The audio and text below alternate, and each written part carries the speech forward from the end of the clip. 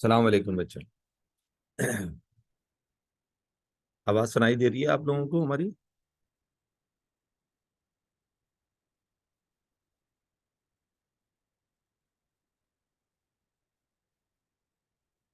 ठीक है, आवाज हाँ क्लियर है। कहीं ऐसा तो नहीं है कि हल्की आवाज आ रही हो या कोई और शोर सुनाई दे रहा हो, ताकि हम उसको एडजस्ट कर सकें अगर कहीं कोई प्रॉब्लम आ रहा है तो। नहीं है तो फिर बात का आगाज करते हैं। जी बिल्कुल ठीक है। अच्छा बच्चों, जैसे कि हमारा टॉपिक आपको याद होगा, जो टॉपिक हमारा चल रहा था, हम किंगडम एनिमेलिया या डाइवर्सिटी अमंग एनिमल पर बात कर रहे थे। कुछ चीजें हमने डिस्कस कर ली थी, कुछ एनिमल के ग्रुप पर हमने बात कर ली थी और कुछ ग्रुप्स रह गए थे। और एनिमल के जो डिफरेंट ग्रुप्स पर हम बात कर रहे थे, उन ग्रुप्स को फाइला का नाम दिया जाता है। तो तरतीब के लिहाज से फाइलम मोलस्का तक हमारी बात मुकम्मल हो चुकी थी। कोशिश करते हैं कि आज की क्लास में इस चैप्टर को हम मुकम्मल करें, क्योंकि खासा बड़ा चैप्टर है।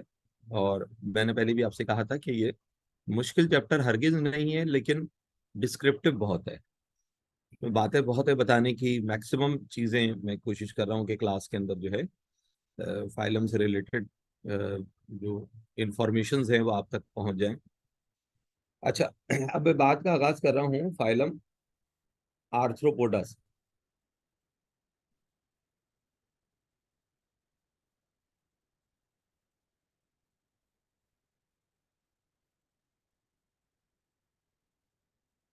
ठीक है, फाइलम आर्थ्रोपोडा।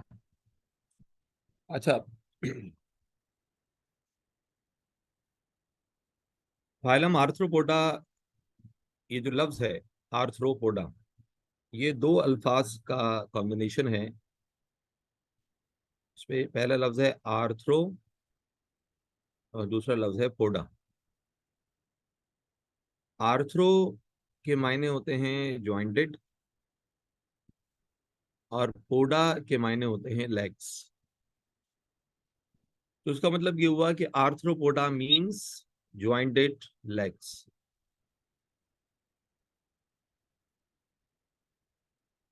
यानी इस फाइलम में वो तमाम एनिमल्स प्लेस किए जाएंगे जिनकी जो टांगे होती हैं उनमें ज्वाइंट्स होते हैं। ठीक है, उनकी जो टांगे हैं वो ज्वाइंटेड होती हैं, ज्वाइंटेड लेग्स होती हैं। अच्छा, अब ज्वाइंटेड लेग्स कैसी होती हैं?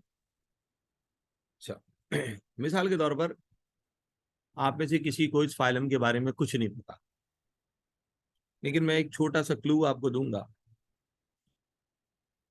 क्लू ये है कि मैं एक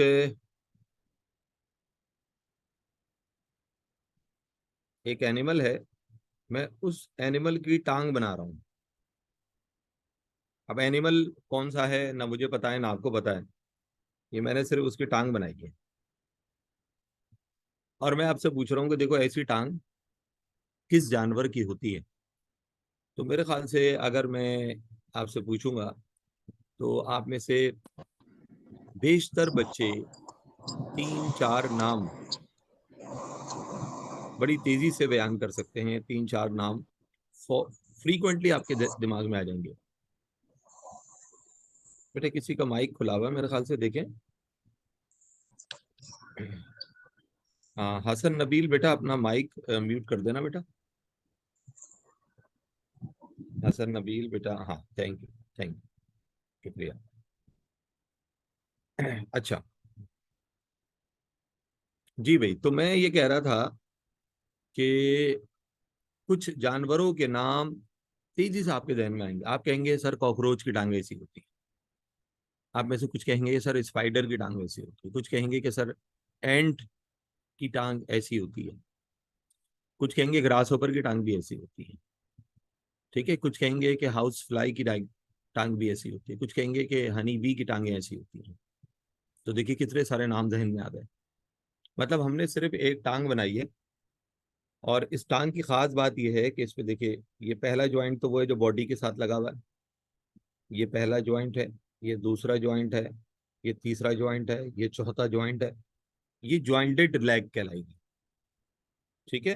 अच्छा, कुछ बच्चे बाज़ औक़ात ऐसा भी होता है, देखिए बाज़ औक़ात ऐसा होता है बच्चों के दिमाग में एक छोटी सी कंफ्यूजन होती है, लेकिन बच्चे सोचते हैं यार ये तो बहुत कोई मामूली सी चीज है, और वो आमतौर पे टीचर से सवाल नहीं करते। ठीक है। अच्छा, मैं इस चीज का कायल हूँ कि नहीं, बच्चे के दिमाग में सवाल है, सवाल का मतलब है सवाल, छोटा बड़ा सवाल नहीं होता। मेरे दिमाग में अगर कोई कंफ्यूजन है तो मेरे लिए वो कंफ्यूजन बड़ी।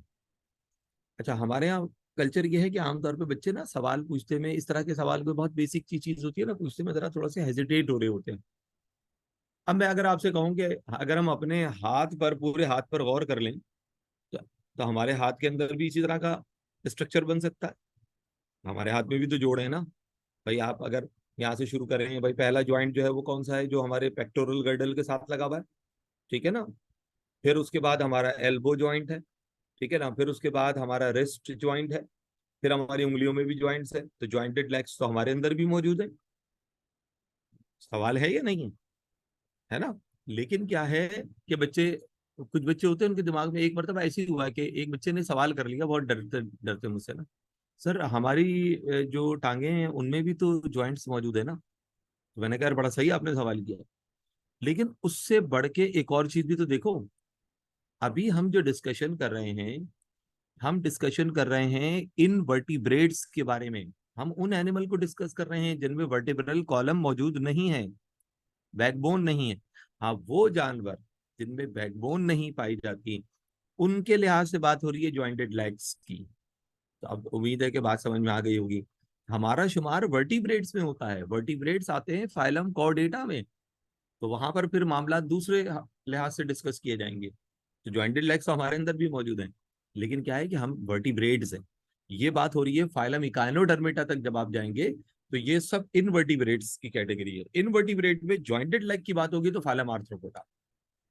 ठीक है, समझ में आ गई बात। चलिए मैं जल्दी जल्दी, अच्छा फाइलम बहुत बड़ा है, बहुत कुछ है इसमें बताने के लिए, जितनी मैक्सिमम बातें हो सकती है मैं आपके सामने बयान करता हूँ।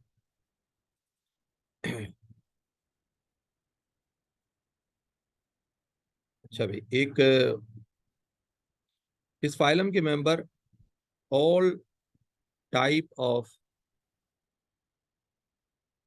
हैबिटेट में पाए जाते हैं। इस फाइलम के मेंबर हर किस्म के माहौल में सरवाइव करने की सलाहियत रखते हैं। और हमारी बुक में तो यहाँ तक लिखा हुआ है even in a oil well. अब इससे बढ़ के तो कुछ भी नहीं होगा ना भाई। ऑयल वेल के अंदर भी पाए जाते हैं, तेल का कुआं, यानी वो जगह जहां से क्रूड ऑयल निकलता है, उसके अंदर भी कुछ आर्थ्रोपोड की स्पीशीज डिस्कवर हो चुकी हैं लिविंग कंडीशन में, यानी कि फॉसल की फॉर्म में मिले, जिंदा हालत में। तो ऑल टाइप ऑफ हैबिटेट, पानी, खुश्की, जमीन की गहराई में, फजा में, हर जगह इस फाइलम के मेंबर। और पहले भी हम 2-3 मरतबा बात कर चुके हैं, this is the largest animal phylum. मतलब इस फाइलम में बहुत सारे ऐसे जुमले हैं जो कहीं यूज नहीं हो सकते। द लार्जेस्ट एनिमल फाइलम, सबसे बड़ा एनिमल फाइलम है। It comprises of more than 1 million animal species.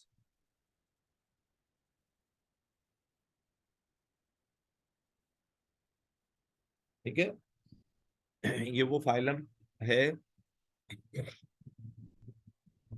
जिसमें तकरीबन 1 मिलियन से ज्यादा स्पीशीज, स्पीशीज का मतलब है इकसाम, वैरायटीज। ठीक है। अच्छा, आमतौर पर यूजुअली इनकी बॉडी 3 हिस्सों पर मुश्तमिल होती है। हेड, मैंने यूजुअली का वर्ड इस्तेमाल किया, मैंने ऑलवेज का वर्ड इस्तेमाल नहीं किया। Head, thorax and abdomen. क्योंकि कुछ आगे हम जब डिस्कशन करेंगे तो ये वाली बातें, इसमें कुछ आपको वेरिएशन नजर आएगा।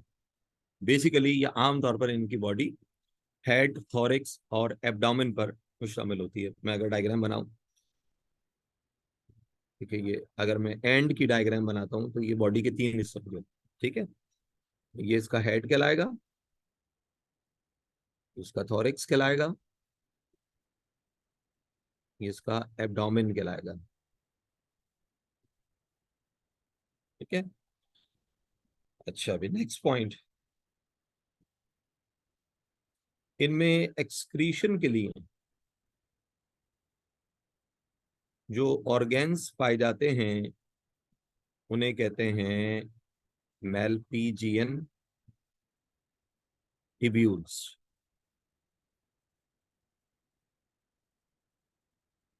ठीक है, एक्सक्रीटरी ऑर्गेन्स क्या कहलाते हैं?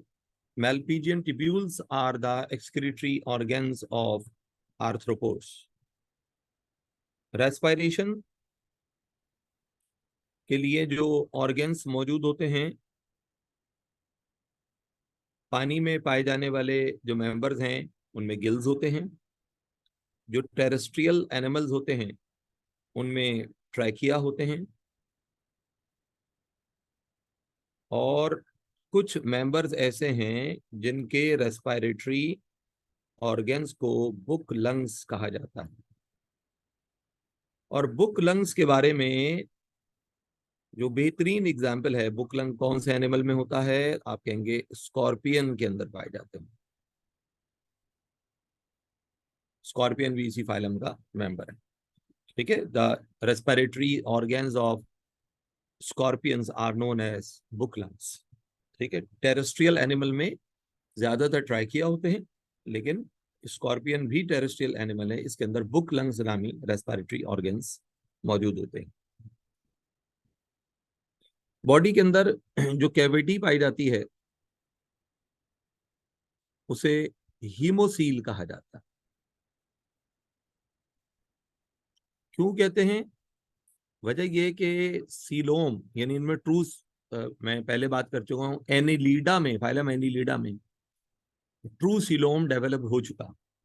फाइलम एनिलीडा के बाद हम फाइलम मोलस्का पर आए, सीलोम मौजूद है, अब सबके अंदर है। आर्थ्रोपोडा में भी सीलोम मौजूद है। अब यहाँ खास बात यह है कि आर्थ्रोपोड में सीलोम को सीलोम नहीं कहा जाता, उसको हीमोसील कहते हैं। क्यों कहते हैं? Coelom is filled with blood. ठीक है, coelom is filled with blood. Coelom में ब्लड भरा हुआ होता है। आपके जहन में सवाल आएगा, सर ब्लड तो ब्लड वेसल्स में होना चाहिए। तो मैं जवाब दूंगा कि भाई इनका मामला यह है कि इनके अंदर open type of blood circulation पाई जाती है।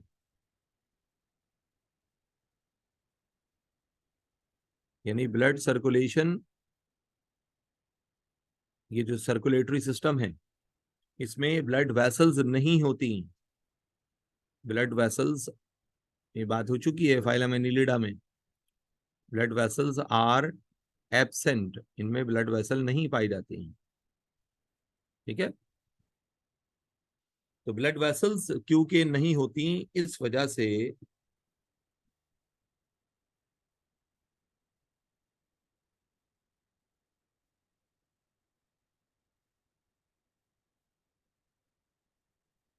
इनका जो ब्लड सर्कुलेटरी सिस्टम है, हार्ट मौजूद होता है। तो हार्ट की खास बात बताऊं मैं आपको इनका जो हार्ट होता है ना, वो 13 चेम्बर्ड हार्ट होता है।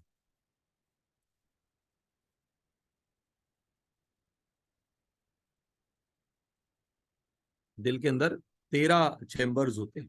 ठीक है, और हार्ट जब पंप करता है ना, तो ब्लड जो होता है, हार्ट के बाद ब्लड वेसल तो है ही नहीं, तो ब्लड जो है, जब हार्ट कॉन्ट्रैक्ट होगा तो हार्ट में जो ब्लड फिल हुआ हुआ है वो बॉडी कैविटी में यानी सिलोमिक कैविटी में धकेल दिया जाता है।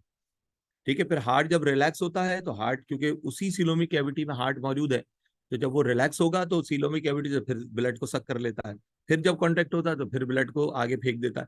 तो ये इस तरह से ब्लड सर्कुलेटिंग कंडीशन में रहता है। तो इसको कहते हैं open type of blood circulation. ठीक है भाई ये हो गया इस फाइलम के मेंबर्स की कुछ बुनियादी खुसूसियात है, ठीक है। अच्छा, इस फाइलम के अंदर जो क्लासेस रखी गई हैं,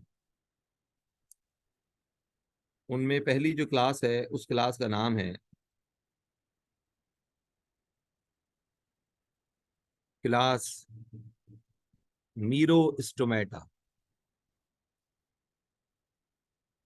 क्लास मीरोस्टोमेटा। क्लास मीरोस्टोमेटा की जो कॉमन एग्जाम्पल है उसका नाम है किंग क्रैब। और इसका बायोलॉजिकल नेम भी क्योंकि बुक में लिखा हुआ है, तो ये बायोलॉजिकल नेम भी पूछे जा सकते हैं कि Limulus is the biological name of dash, ठीक है, और it is a member of class Merostomata. दूसरी क्लास का नाम है क्लास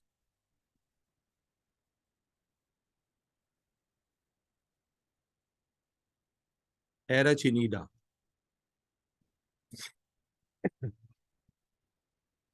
क्लास एराचिनीडा के अंदर स्कॉर्पियंस आ जाते हैं और स्पाइडर्स आ जाती हैं।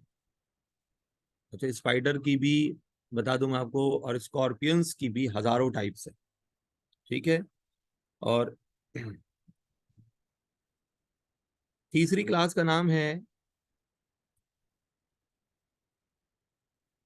क्लास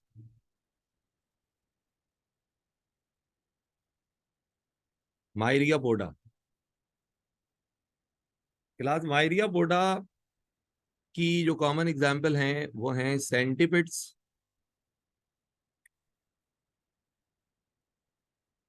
और मिलीपिड्स।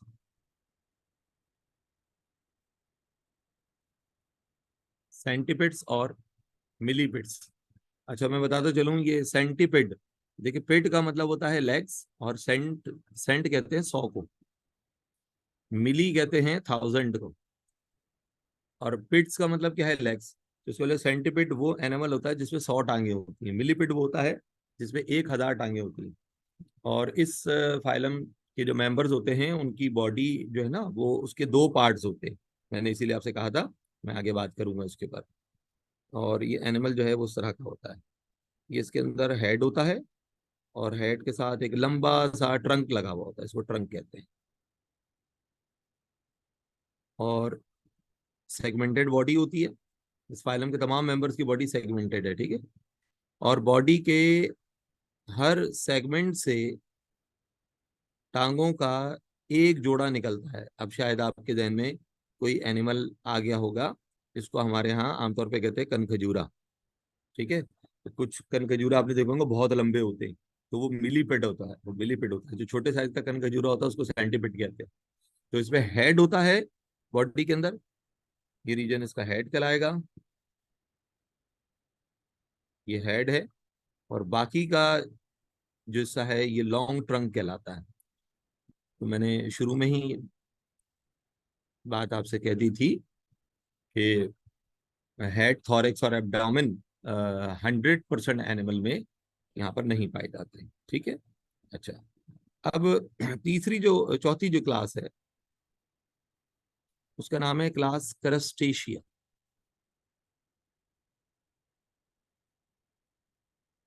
करस्टेशिया। करस्टेशिया के लफ्जी मायने हैं विथ कैरापेस। इन एनिमल्स में कैरापेस मौजूद होता है। अच्छा, पहले तो जरा थोड़ा सा बॉडी का अगर मैं स्ट्रक्चर बयान करूं कि इनकी बॉडी में भी तीन पार्ट्स नहीं होते। इनके अंदर ये होता है कि हेड और थॉरेक्स दोनों फ्यूज हो जाते हैं, ठीक है। हेड और थॉरेक्स क्या हो जाते हैं, जम हो जाते हैं। ये दोनों मिल जाते हैं तो इससे जो बॉडी का पार्ट बनता है उसका नाम है सेफेलोथॉरेक्स, ठीक है। अच्छा, अब क्या रह गया बॉडी के अंदर, अब बॉडी के अंदर दो पार्ट बचे। एक तो सेफेलोथॉरेक्स हो गया क्योंकि हेड और थॉरेक्स तो फ्यूज हो गया ना, बाकी बच गया एब्डोमेन। अब मैं ये कह रहा हूँ कि भाई देखो, ये ये बन गया हेड और थोरेक्स फ्यूज हुए सेफेलोथोरेक्स से, और ये मौजूद है एनिमल का एब्डोमेन। ठीक है। अच्छा, फिर उसके बाद क्या होता है कि ये जो बॉडी है इसके ऊपर स्केलेटन मौजूद होता है। ये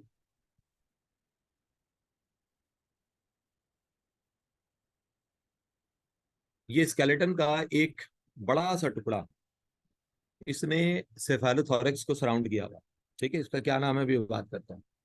जबकि जो एब्डोमिनल रीजन है उसके ऊपर जो स्केलेटन है वो टुकड़ों में होता है, वो सिंगल पीस वाला स्केलेटन नहीं होता। जबकि हेड और थोरेक्स के ऊपर सिंगल पीस होता है।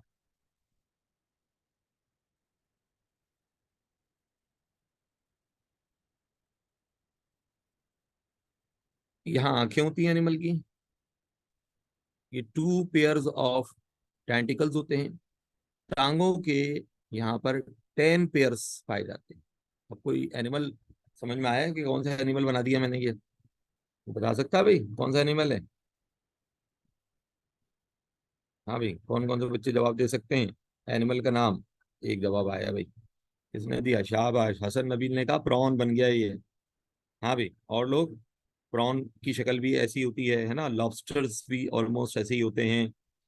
ठीक है। तो ये बेसिकली इस फाइलम के कॉमन मेंबर्स हैं। अच्छा, अब इसमें जो मैंने असल बात शुरू की थी, मैंने कहा था कैरापेस क्या चीज है ना। तो बच्चों, ये कैरापेस जो है ना, ये वाला पार्ट मैंने क्या बताया था, ये है सिफेलोथोरेक्स। और ये वाला हिस्सा क्या बताया था हमने? ये हमने कहा था एब्डोमेन। ठीक है। सिफेलोथोरेक्स के ऊपर जो सिंगल प्लेट ऑफ एक्सोस्केलेटन मौजूद है, एक्सोस्केलेटन का एक बड़ा सा टुकड़ा मौजूद है, उसे कहते हैं कैरापेस। ये कहलाता है कैरापेस। अच्छा, ये यहाँ पर ये टेंटिकल्स कहलाते हैं एनिमल के। और ये जो टांगे हैं इसमें 5 पेयर्स होते हैं लेग्स के, यानी 10 टांगे होती हैं इनमें। जैसे मैं आपको बताता चलूं, एराचिनीडा में जो टांगे होती है ना, उसके 4 पेयर्स होते हैं। टांगों के 4 पेयर्स।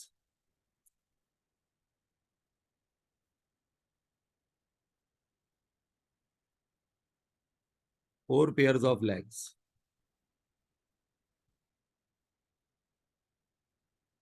ठीक है, नोट कर लीजिएगा अपने पास।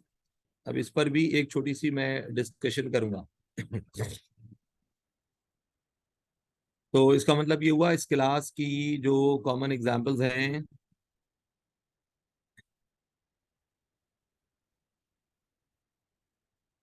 जी, कॉमन एग्जांपल्स क्या हो जाएंगी इस क्लास की? प्रॉन। ठीक है। क्रैब। देखो, वो किंग क्रैब था, वो अलग चीज है। ठीक है, क्रैब छोटे होते हैं, किंग क्रैब बहुत बड़ा होता है। Prawn, lobsters, shrimps. ये एक ही फैमिली है, मिलते जुलते हैं। Prawn, prawn, lobster, shrimps. तो मतलब श्रिम्प समझ लीजिए कि बहुत बड़े साइज का प्रॉन होता है। ठीक है भाई। अच्छा जी। तो इसका आप स्क्रीनशॉट ले लीजिए बच्चों। मैं अगले पेज पर जाना चाहूंगा, फिर मैं दोबारा से कर दूंगा डिस्प्ले जब आप कहेंगे तो। चलो आगे बढ़ते हैं। ठीक है। 5वीं class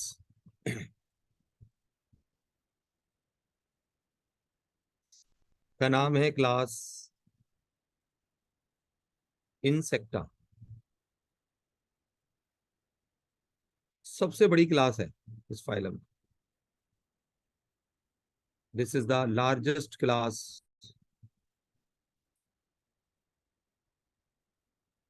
of all animal phyla.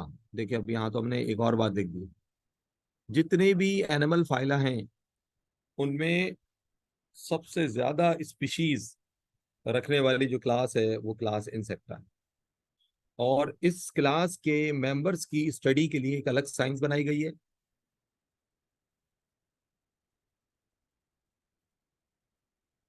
Entomology. ठीक है, the study of insects is known as entomology. Insects के मुताले के लिए एक साइंस ही अलग कर दी गई है। ठीक है। अच्छा, इनमें जो टांगे होती है ना, इनमें होते हैं 3 पेयर्स ऑफ वॉकिंग लेग्स।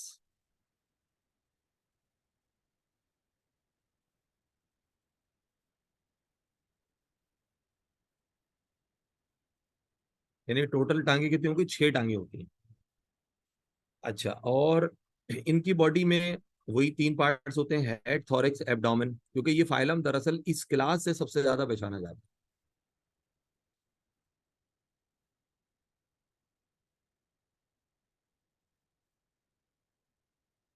अच्छा, एक पॉइंट मेरे ख्याल से मुझे प्रीवियस पेज पे लिखना चाहिए था, मैं कहीं जगह बना के पॉइंट को मैं इधर ही लिखता हूँ कि इम्पोर्टेंट पॉइंट है। इस फाइलम के तमाम मेंबर्स में ना एक्सोस्केलेटन मौजूद होता है, अभी मैंने जिक्र तो किया था। एक्सोस्केलेटन मौजूद होता है इस फाइलम के तमाम मेंबर्स में, जो कि काइटिन का बना हुआ हो। ठीक है, तो ये आप पीछे दोबारा से चाहें तो स्क्रीनशॉट ले लीजिए इसका, क्योंकि ये पॉइंट हमने पहले नहीं लिखा था, लेकिन ये जरूरी बहुत इंपॉर्टेंट पॉइंट है। अच्छा, मैं अब आगे बढ़ रहा हूँ, दोबारा से अपने टॉपिक पे वापस जा रहे हैं। जी, 3 पेयर्स ऑफ वॉकिंग लेग्स होते हैं इनके अंदर। ठीक, और इनकी स्टडी के लिए एंटामोलॉजी। अब बड़ी एक अहम बात मैं आपको बताऊं। अक्सर औकात ये सवाल रीजनिंग क्वेश्चन भी पूछा जाता है कि spider is not considered as an insect, why? Spider को हम इंसेक्ट कंसिडर क्यों नहीं करते? तो देखो भाई, इंसेक्ट होने के लिए कितनी टांगों का पाया जाना जरूरी है? इंसेक्ट जितने भी होते हैं उनमें 6 टांगे होती हैं, जबकि स्पाइडर में टांगों की तादाद है 8। और वो 8 टांगों वाले जितने भी आर्थ्रोपोड्स हैं उनको क्लास एराचिनीडिया में रखा जाता है।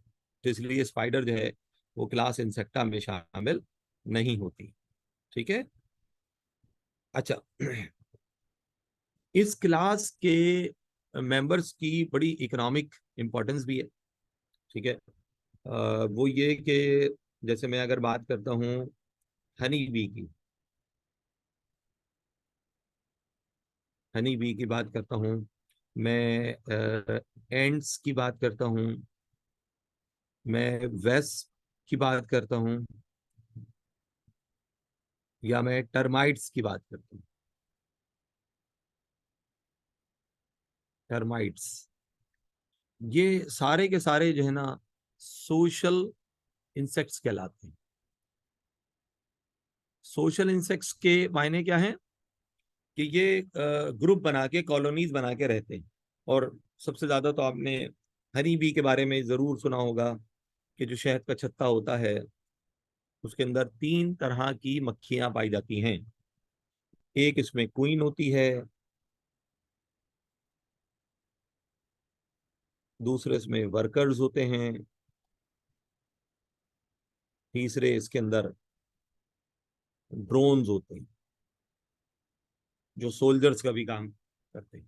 ठीक है, तो और सबके काम अलग अलग हैं, सबके काम बटे हुए हैं। क्वीन का काम है एग, और ये रूल करती है, एक ही होती है। वर्कर्स का काम होता है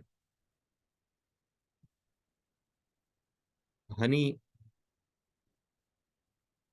प्रिपरेशन, शहद बनाते हैं ये, यानी उसके लिए ये फ्लावर से नेक्टर जमा कर करके लेकर आते हैं, फिर उसको अपने सलाइवा के साथ मिक्स करते हैं तो उससे शहद बनता है। और फिर उसको लाके शहद के छत्ते में जमा करते हैं, और ये लुक आफ्टर करते हैं यंग वंस की।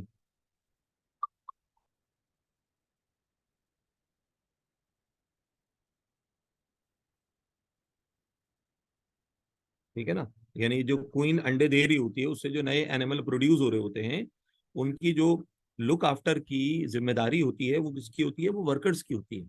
यानी उनको नरिश करना, उनकी हिफाजत करना। वो जो शहद के चत्ते में छोटे छोटे खाने होते हैं ना, वो खाने जो है ना वैक्स के बने हुए होते हैं। तो जो वैक्स प्रोड्यूस करने वाले ग्लैंड्स भी वर्कर के माउथ पार्ट्स के साथ लगे हुए होते हैं।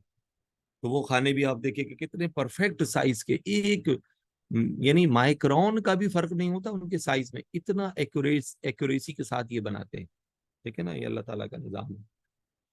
और देखिए क्वीन जो है वो एक ही होती है। अब पुरानी क्वीन जब मर जाती है ना, तो ये वर्कर ही हैं जो नई क्वीन जनरेट करते हैं।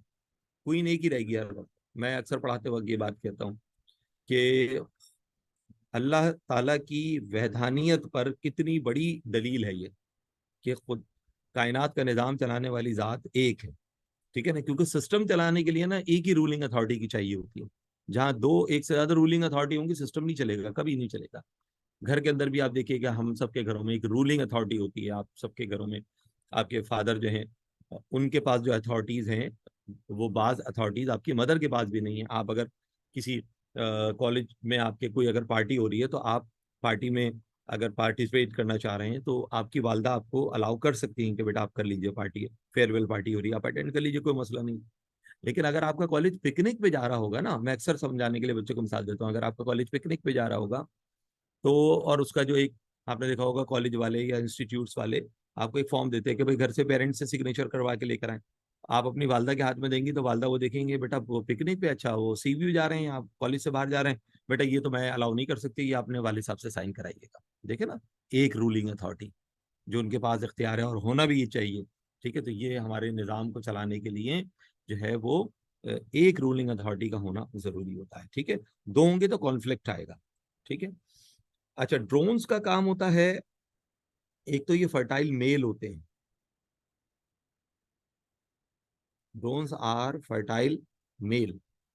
ठीक है, यानी क्वीन जो है वो फर्टाइल फीमेल है। एग लेइंग का मतलब है ये अंडे दे रही है, और क्वीन एक ही होती है, ड्रोन बहुत सारे होते हैं। ठीक है ना। अच्छा, ड्रोन एक बार फर्टिलाइजेशन में पार्टिसिपेट करके मर जाते हैं।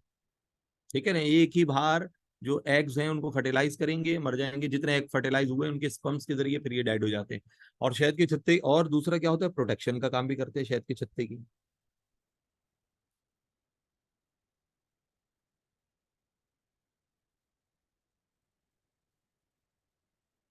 ठीक है, मैंने बहुत डिटेल में आपको पढ़ा दिया।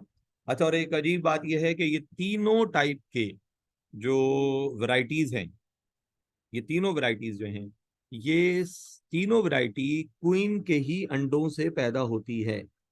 ठीक है। जब हमारी सैटरडे और संडे की क्लास होगी, मुझे याद दिला दीजिएगा, मैं आपको इसका पैटर्न बता दूंगा। अगर हो सकता है कि सर हमजा ने आपको समझा दिया और रिप्रोडक्टिव सिस्टम के अंदर। ठीक है ना, क्योंकि पार्थिनोजेनेसिस के हवाले से ये रिलेटेड टॉपिक है। अगर ने सर ने नहीं समझाया तो मुझे बता दीजिएगा, मैं पढ़ा दूंगा इसको।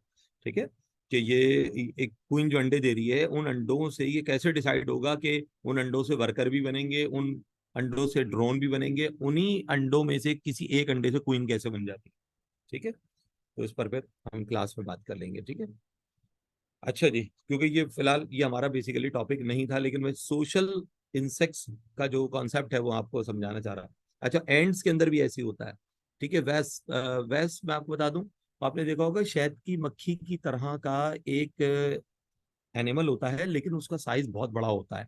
शहद की मक्खी के मुकाबले में समझ लीजिए कि 20-25 गुना बड़ा होता है। उसको ततैया कहते हैं या भेड़ कहते हैं, भेड़। तो मिसाल दी जाती है कि अगर मिसाल के तौर पर अपनी गलती से किसी परेशानी में मुब्तला हो जाता है, तो हमारे उर्दू में एक मिसाल दी जाती है कि भाई भेड़ों के छत्ते में हाथ देने की जरूरत क्या थी आपको। तो ये भेड़ों का छत्ता क्या होता है, ये जो ततैये होते हैं, ये बिल्कुल शहद की तरह का दरख्तों पे छत्ता बनाते हैं। लेकिन उसमें शहद नहीं होता, कभी उसमें हाथ वाथ डालने की जरूरत नहीं है, वो इतना खतरनाक अटैक करेंगे ना। वही उनमें भी इसी तरह की सेटिंग होती है, 3 तरह के एनिमल्स होते हैं उनमें भी। ठीक है ना, तो वो अटैक करते हैं, वो भेड़। ठीक है, या ततैया जिसको कहा जाता है, तो वैस अंग्रेजी में कहते हैं इसको। ठीक है। और टर्माइट्स कहते हैं, ये तो बड़ा मशहूर है, इसको दीमक कहा जाता है। जो लकड़ी खाने वाले कीड़े होते हैं ना, लकड़ी खा जाते हैं, दीमक जिसको आप कहते हैं। तो ये सब सोशल इंसेक्ट्स कहलाते हैं। तो इंसेक्ट्स में ये भी वैरायटी है। अच्छा, अब ये हनी बी के हवाले से एक अहम बात समझ लीजिएगा। दो एक चीज है सीरी कल्चर और एक है एपी कल्चर। जो सिल्क वॉर्म होता है ना, रेशम का कीड़ा, वो भी इसी क्लास से बिलोंग करता है। तो इसको पाला जाता है, इससे रेशम हासिल किया जाता है। Farming of the silk worm, silk worm के पालने को और उससे सिल्क हासिल करने की जो टेक्निक है उसको सीरीकल्चर कहा जाता है। और बात निकल आई, बताते चलूं कि जो रेशम का कीड़ा होता है उसकी खुराक एक ही चीज होती है। और ये क्या चीज खाता है सिल्क वॉर्म? सिल्क वॉर्म जो है वो खाता है शहतूत के पत्ते, वो उसको खिलाए जाते हैं, वही इसकी खुराक है। शहतूत कहते हैं मलबेरी को, मलबेरी लीव्स, ये इसकी खुराक है।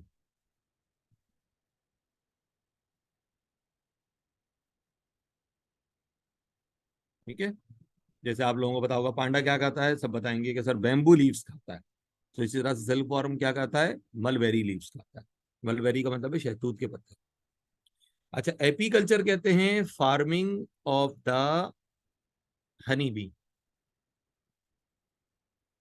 हनी बी यानी शहद की मक्खी के पालने को और उससे शहद हासिल करने की जो टेक्निक है उसको एपीकल्चर कहा जाता है। ठीक है ना। ये आपको पता है कि सवात में, हमारे मुल्क का जो इलाका है सवात, वहाँ पर एक सबसे बड़ी इंडस्ट्री है, वहाँ शहद की मक्खियाँ पाली जाती हैं।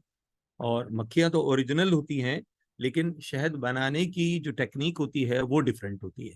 ठीक है ना। वहाँ पर वो ये करते हैं कि वो छोटे छोटे वो सिंथेटिक, यानी बनाए हुए, इंसान के बनाए हुए वो छोटे छोटे कॉम्स होते हैं।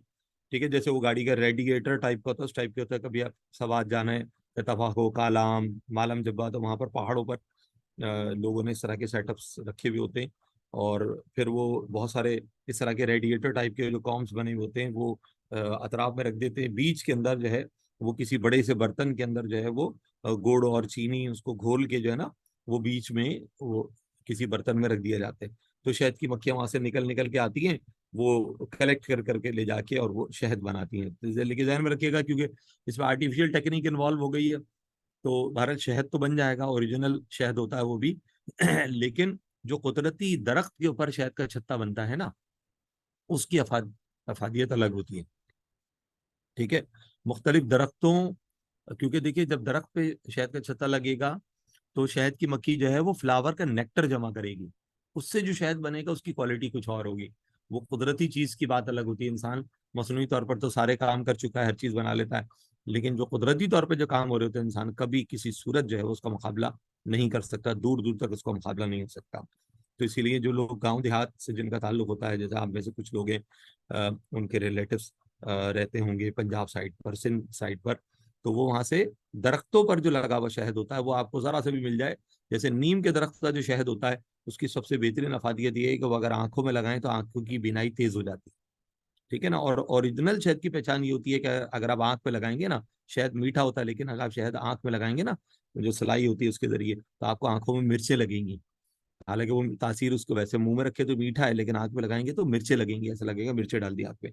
लेकिन वो आंखों की बीनाई तेज करता है। बहुत सारे लोग जो हैं, बहुत सारी आंखों की बीमारियों का इलाज इसी शहद के इस्तेमाल से भी कर लेते हैं। बार तो ये आप देखिए कि क्लास इंसेक्टा की बड़ी अहमियत है। इसके अलावा इसी क्लास के बहुत सारे मेंबर्स ऐसे हैं जो मुख्तलिफ बीमारियों के जो पैरासाइट्स होते हैं उनको हमारी बॉडी में ट्रांसमिट करते हैं। जैसे कि एक मक्खी है, उसका नाम है सी फ्लाई। ठीक है। ये वेक्टर के तौर पर काम करती है। It is a vector of Trypanosoma. Trypanosoma क्या चीज है बच्चों? ट्राइपेनोसोमा जो है ये स्लीपिंग सिकनेस पैदा करने वाला पैरासाइट है।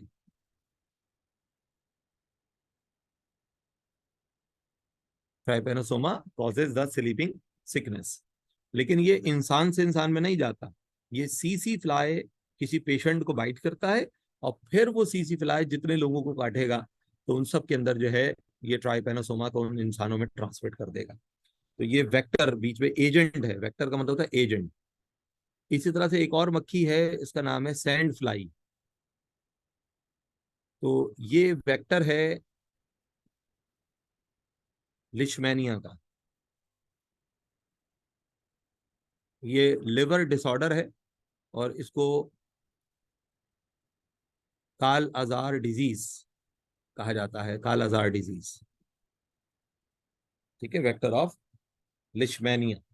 और इन दोनों का ताल्लुक है फाइलम प्रोटोजुआ के साथ। ठीक है, phylum, they both belong to the phylum protozoa.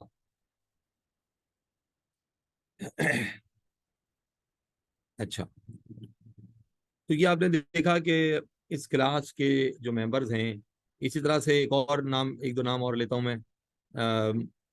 Female Anopheles mosquito.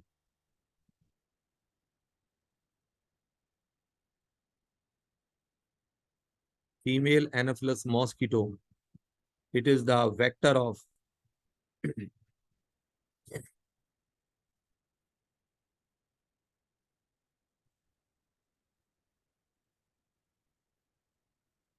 Malaria. इसको मलेरियल पैरासाइट कहते हैं, वेक्टर ऑफ मलेरिया। अच्छा, मलेरियल पैरासाइट का नाम क्या है? प्लाज्मोडियम। ये भी फाइलम प्रोटोजुआ का मेंबर है। ये तीनों फाइलम प्रोटोजुअन्स कहलाते हैं। अच्छा, इसी तरह से एक और है, उसका नाम है Aedes mosquito. Aedes mosquito is the vector of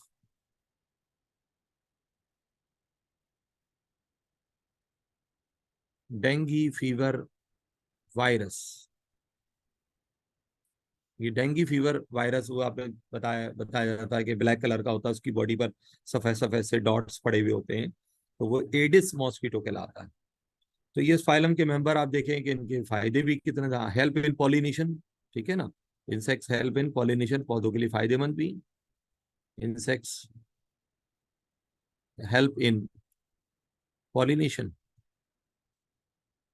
अच्छा, फिर वही इंसेक्ट जो पॉलिनेशन में हेल्प कर रहे हैं, बटरफ्लाई अपने अंडे पत्तों पर देके चली जाती है, उससे जो लार्वा कैटरपिलर बनते हैं वो सारे पत्ते खा जाते हैं, उसको नुकसान भी पहुंचा रहे होते हैं। फायदे भी हैं, नुकसान भी हैं। ठीक है, पेज में तब्दील करूंगा, इस पेज का आप स्क्रीनशॉट ले लीजिए बच्चों।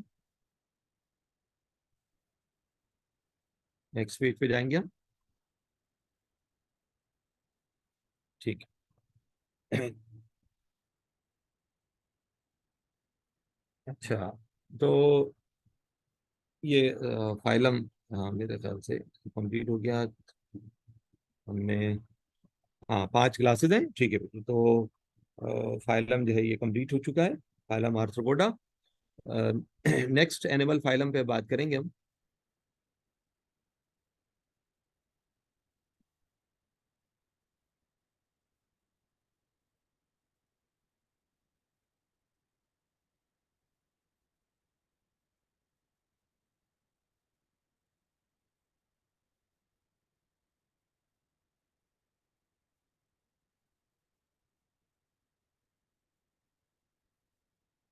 Phylum Echinodermata.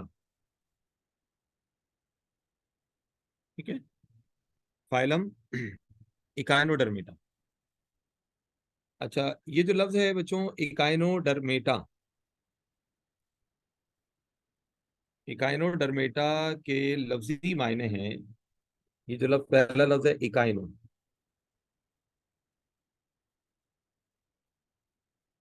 इकाइनो का मतलब होता है स्पाइंस। और जो डरमेटा है, ये लफ्ज निकला है डरमा से। डरमिस, आपने पढ़ा होगा, स्किन को कहते हैं, स्किन। तो इस फाइलम के मेंबर जितने भी हैं, उनकी स्किन के ऊपर छोटे छोटे स्पाइंस होते हैं। They have spiny skins, they have spiny skin. इस फाइलम के अंदर कुछ ऐसी खसूसियात हैं, क्योंकि हमें वही खसूसियात हमारे लिए ज्यादा इंपॉर्टेंस रखती हैं जो किसी और फाइलम में ना हो। पहला जुमला जो मैं लिख रहा हूँ इसके अंदर, किसी फाइलम में नहीं लिखा गया, ये एक्सक्लूसिवली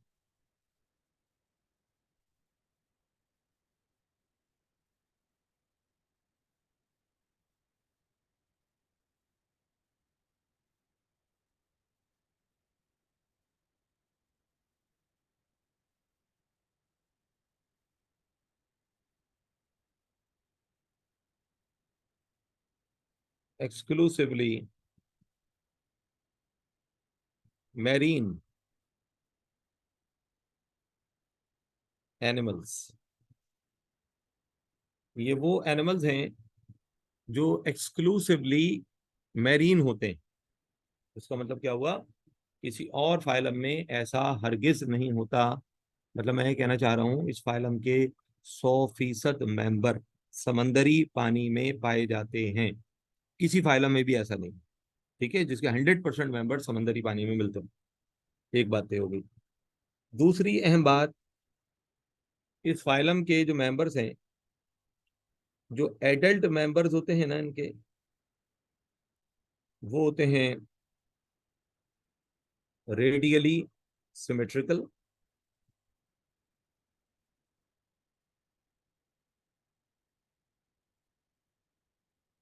ठीक है, लेकिन इनका जो लार्वा होता है ना, वो होता है बाय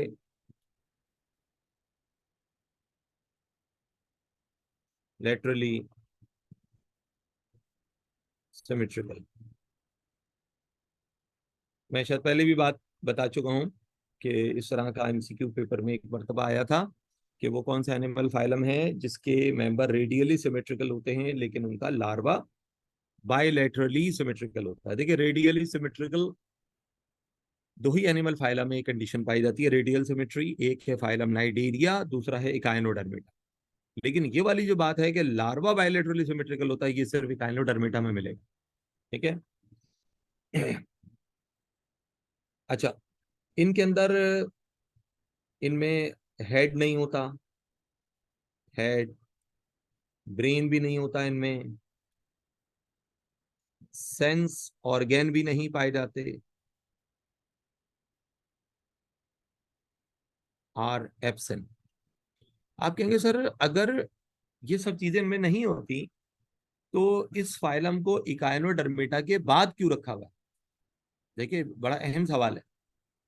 क्योंकि वजह यह है कि फाइलम आर्थ्रोपोडा के बाद रखने का मतलब है कि ये फाइलम इकाइनोडर्मेटा से ज्यादा एडवांस्ड एनिमल का फाइलम, और बिल्कुल है ये। तो इनमें तो ये देख रहे हैं, ना हेड है ना ब्रेन है, सेंस ऑर्गन नहीं है, आंख नाक कान इस तरह की कोई चीज नहीं होती है। तो आर्थ्रोपोडा में सब चीजें मौजूद है, तो इनमें तो ऐसा कुछ भी नहीं है। तो ये क्या, किस बेस पर? असल में इनको आगे रखने की वजह जो है ना, वो है एम्ब्रियोलॉजिकल सिमिलैरिटीज।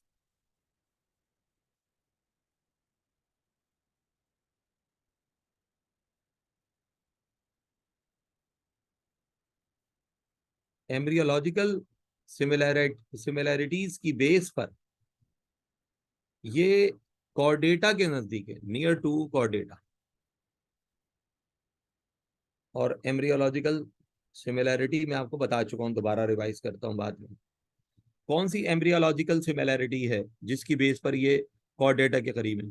याद कीजिए, प्रोटोस्टोम और ड्यूटीरोस्टोम के अंदर मैंने कहा था कि भाई प्रोटोस्टोम्स के अंदर जो ब्लास्टोपोर होता है, ये एम्ब्रियोलॉजी के दौरान ही इसका जिक्र होता है ना, जब एनिमल एम्ब्रियोलॉजिकल स्टेजेस से गुजर रहा होता है। इनका जो ब्लास्टोपोर होता है वो माउथ में कन्वर्ट होता है। ठीक है, ये सीलोमेट एनिमल की क्लासिफिकेशन इस बेस पर होती है। सीलोमेट एनिमल को दो ग्रुप में डिवाइड किया गया, प्रोटोस्टोम और ड्यूटीरोस्टोम। प्रोटोस्टोम में क्या होता है, blastopore develop into the mouth. इसमें कौन कौन से एनिमल फाइला आते हैं? इसमें फाइलम एनिलीडा आ जाता है, इसमें फाइलम मोलस्का आ जाता है, और इसके अंदर फाइलम आर्थ्रोपोडा आ जाता है। और दूसरा जो ग्रुप है वो है deuterostomes.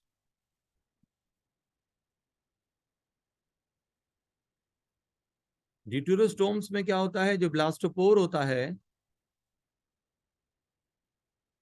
It develop into the anus of the adult animal. ये एनस बनाता है।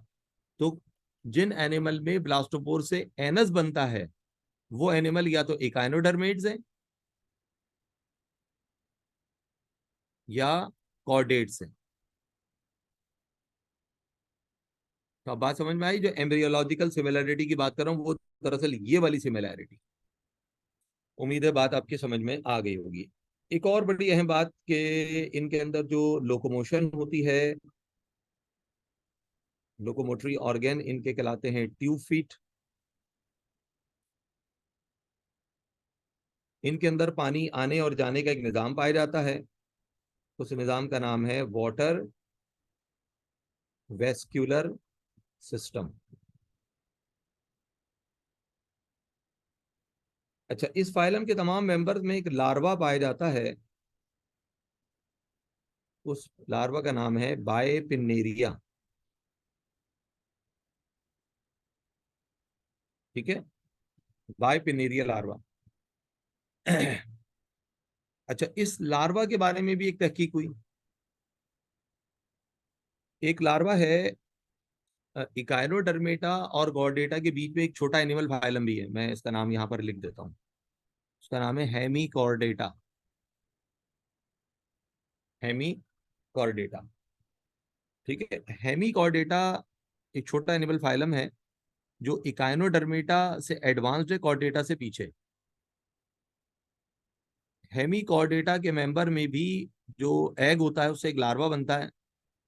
उस लार्वा का नाम है टॉर्नेरिया। Tornaria larva. ये लार्वा जो है ना, बेहद रिजेंबल करता है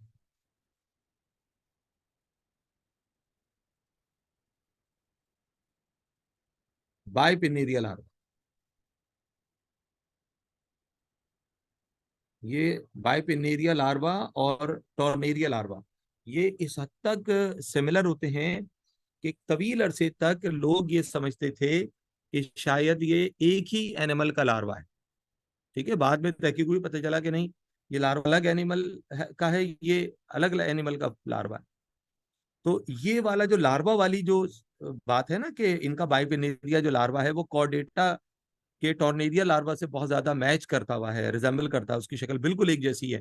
जब तक उसको आप माइक्रोस्कोप में रखकर बहुत उसको करीब से स्टडी ना करें तो आप दोनों में डिफरेंशिएट नहीं कर सकते। तो ये सिमिलैरिटी भी इंडिकेट करती है कि इकाइनोडर्मेटा जो है ये आगे का फाइलम है, यानी हेमिकॉर्डेटा से मैच करता हुआ नजर आ रहा है। बाकी एम्ब्रियोलॉजिकल सिमिलैरिटी तो हमें नजर आ ही रही है। ठीक है, एग्जाम्पल्स हैं इस फाइलम की। स्टारफिश,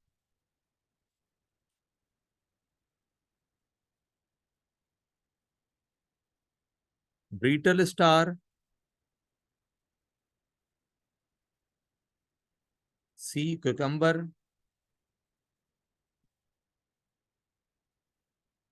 ठीक है, ठीक है, ये सब एनिमल फाइलम इकाइनोडर्मिटा में शामिल हैं। ठीक है भाई, तो आप इसकी आप तस्वीर ले लीजिए बच्चों।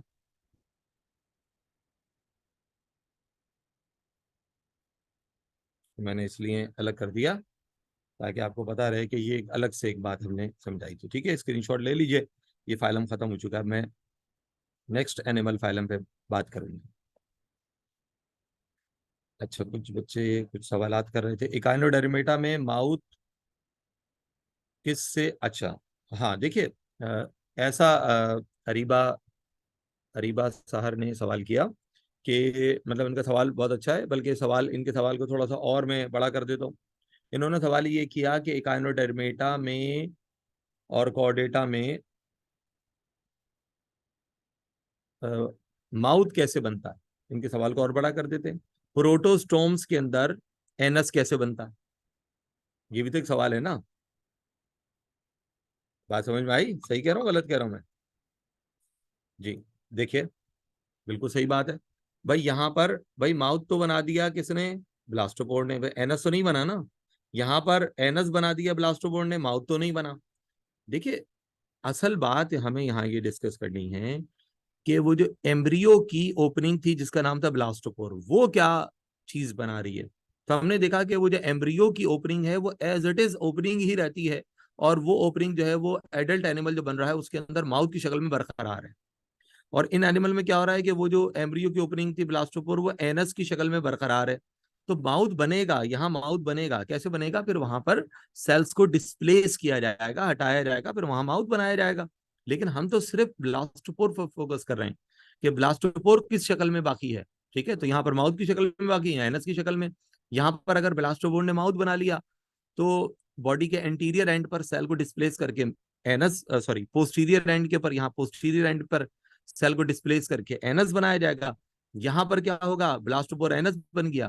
फिर उसके बाद जो एंटीरियर रीजन है वहां पर सेल्स को हटाया जाएगा, डिस्प्लेस होंगे सेल, और वहां पर माउथ बन जाएगा। ठीक है, यहाँ पर एनस का बनना और यहाँ माउथ का बनना इशू नहीं है, यहाँ मसला यह है कि ब्लास्टोपोर क्या बना रहा है।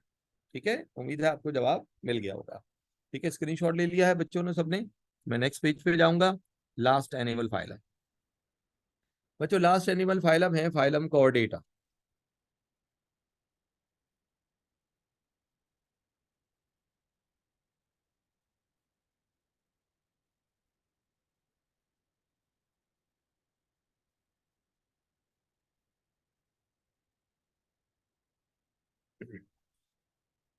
नोटो कॉर्डेटा के लफ्जी मायने हैं एनिमल्स हैविंग द नोटोकॉर्ड। ये वो एनिमल्स हैं जिनके अंदर नोटोकॉर्ड मौजूद होता है। अब मैं ये कह रहा हूं कि जो कॉर्डेटा होता है बच्चों,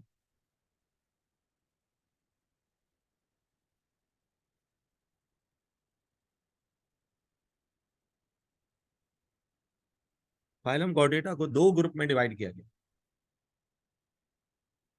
एक का नाम है ग्रुप ए क्रेनिएटा, दूसरे का नाम है ग्रुप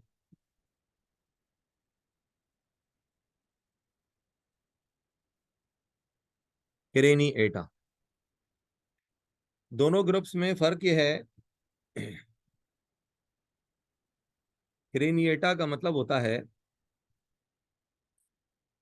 एक क्रेनिएटा का मतलब है क्रेनियम और ब्रेन बॉक्स। क्रेनियम किसे कहते हैं, हड्डियों का वो एक कवर है जो दिमाग के ऊपर मौजूद होता है, इसको ब्रेन बॉक्स भी कहते हैं।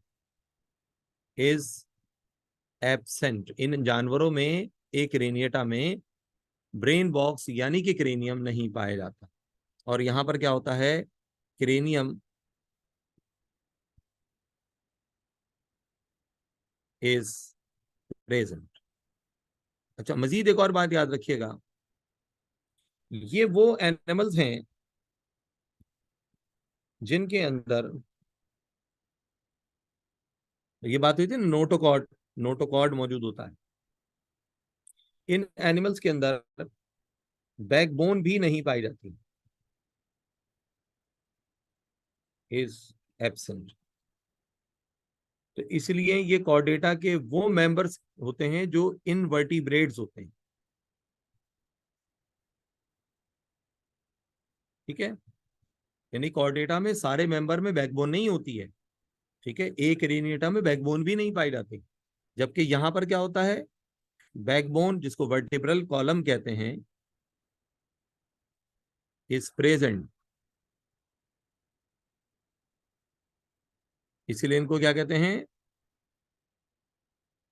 वर्टिब्रेट्स या वर्टिब्रेटा भी कहा जाता है। ठीक है भाई, आगे बढ़ते हैं। अब मैं ये कह रहा हूं कि भाई क्रेनिएटा में दो सब फाइल हैं। सब फाइलम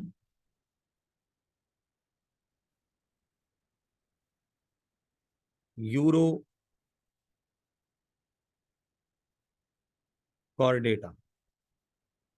ठीक है, देखो यूरो जो लफ्ज है इसके मायने होते हैं टेल के, यूरो के मायने है टेल, और कॉर्डेटा जो लफ्ज है निकला है नोटोकॉर्ड से। इसका मतलब है इनमें क्या होता है, नोटोकॉर्ड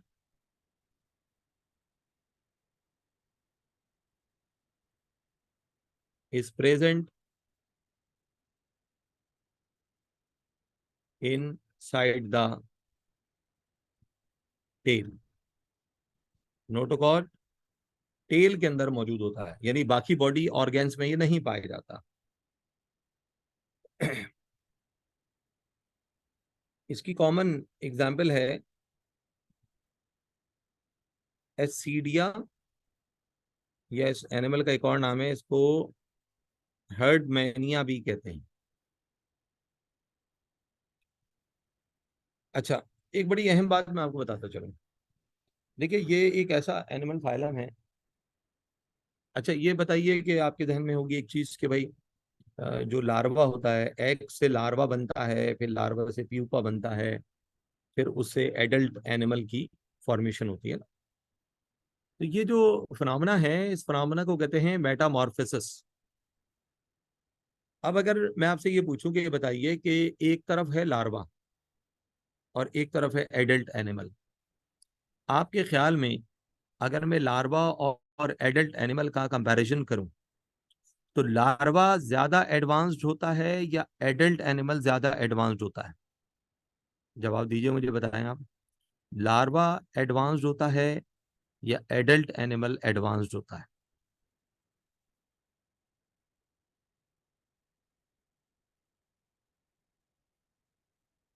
अरीबा साहर कह रही हैं, अरीबा साहर ने जवाब दिया एडल्ट एनिमल ज्यादा एडवांस होता है। भाई, बाकी बच्चे भी पार्टिसिपेट करें, जल्दी से बताएं। हो सकता है कि अरीबा गलत कह रही हूँ। जी बच्चों, हसन नबील भी कह रहे हैं कि एडल्ट एनिमल एडवांस्ड होता है। और भाई, भाई लारैब, वजीहा, सदफ, क्या ये बच्चियां सो रही हैं क्या? तैयबा ने भी एडल्ट का जवाब दे दिया, रिमशा ने भी जवाब दे दिया। अच्छा, रिमशा कह रही रिपीट कर रहे हैं, मेरे ख्याल से रिमशा शायद आंख तो नहीं लग गई थी बेटा, रिमशा। अच्छा। अच्छा, मैं दोबारा से सवाल रिपीट करता हूँ। सवाल ये था कि ये बताइए जी। अच्छा, हाँ, देखा, देखा, रिमशा की आंख लग गई थी। ठीक है, मैं दोबारा से पूछता हूँ। मैं ये कह रहा हूँ बेटा, एक तरफ है एडल्ट एनिमल, ठीक है। अच्छा, ये एडल्ट एनिमल किससे बना? लार्वा से बना। लार्वा डेवलप होकर एडल्ट एनिमल बनाता है, ठीक है। तो मेरा सवाल ये था कि ये लार्वा ज्यादा एडवांस्ड होता है या इससे बनने वाला एडल्ट एनिमल ज्यादा एडवांस्ड होता है?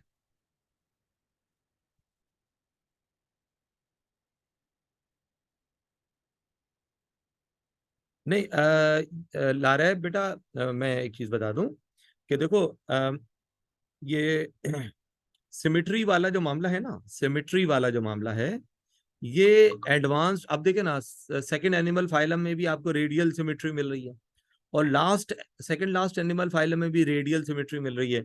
तो सिमिट्री वाली जो बात है ना, ये एनिमल के एडवांस्ड और एनिमल के प्रिमिटिव होने की दलील नहीं है।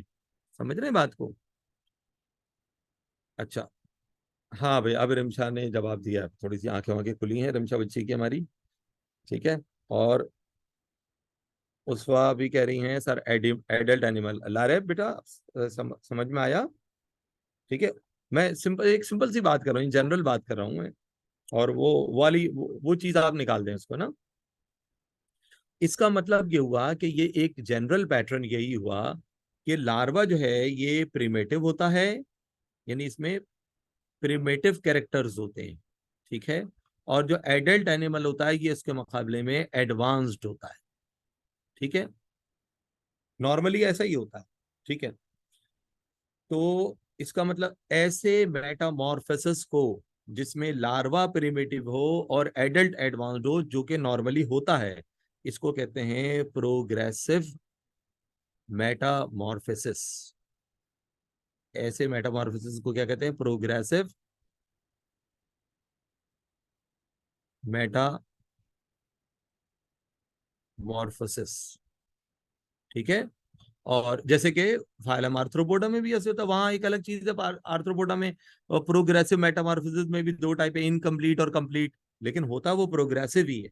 चाहे कंप्लीट मेटामॉर्फोसिस भी प्रोग्रेसिव है, और ग्रासहोपर में इनकम्प्लीट मेटामॉर्फोसिस कहते हैं, क्योंकि वहां पर प्यूपा स्टेज नहीं होता, ठीक है। और लार्वा भी अपने एडल्ट से बहुत मिलते जुलता होता है, यानी ग्रासहोपर के बच्चे ग्रासहोपर की शक्ल के होते हैं, ठीक है ना। लेकिन बटरफ्लाई के बच्चे, जिनको कैटरपिलर कहते हैं लार्वा, तो वो बिल्कुल अपने एडल्ट से मुख्तलिफ होता है। तो ऐसे मेटामॉर्फोसिस को कहते हैं कंप्लीट, जिसके अंदर लार्वा अपने एडल्ट से बिल्कुल मुख्तलिफ हो, ठीक है। लेकिन अगर लार्वा अपने एडल्ट से रिजेंबल करता हो तो उसे कहते हैं इनकम्प्लीट मेटामॉर्फोसिस। बस वो साइज में छोटा होता बड़ा होता चला जाता है, एडल्ट शक्ल इख्तियार कर लेता है। लेकिन इनकम्प्लीट और कंप्लीट दोनों मेटामॉर्फोसिस जो है वो प्रोग्रेसिव है। ये बात तय है कि दोनों में लार्वा प्रिमिटिव ही होगा और एडल्ट एडवांस्ड होगा। लेकिन अब मैं जो बात लिखने जा रहा हूं वो है यहाँ पर ये समझाने के लिए सारी हम जुस्तजू कर रहे थे। ये जो फाइलम है ना बेटा, यूरोगॉड है, इसमें होता है रेट्रोग्रेसिव मेटामॉर्फोसिस।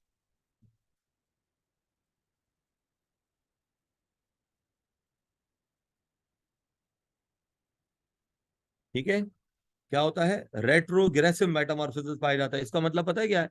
इसका मतलब है कि जो लार्वा है ना वो एडवांस्ड होता है और इससे बनने वाला जो एडल्ट एनिमल होता है ना वो प्रिमिटिव होता है। उसमें प्रिमिटिव फीचर्स नजर आते हैं। मैं समझाने के लिए एक मिसाल दे दूं आपको।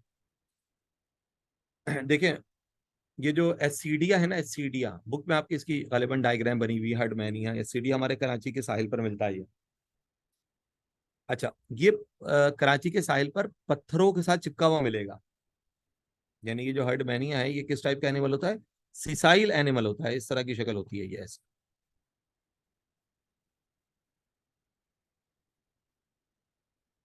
इस तरह का एनिमल होता है। ये पत्थरों के साथ चिपका हुआ मिलेगा ऐसे। ठीक है, यहाँ से पानी बॉडी में दाखिल होता है, यहाँ से पानी बॉडी से बाहर निकलता है।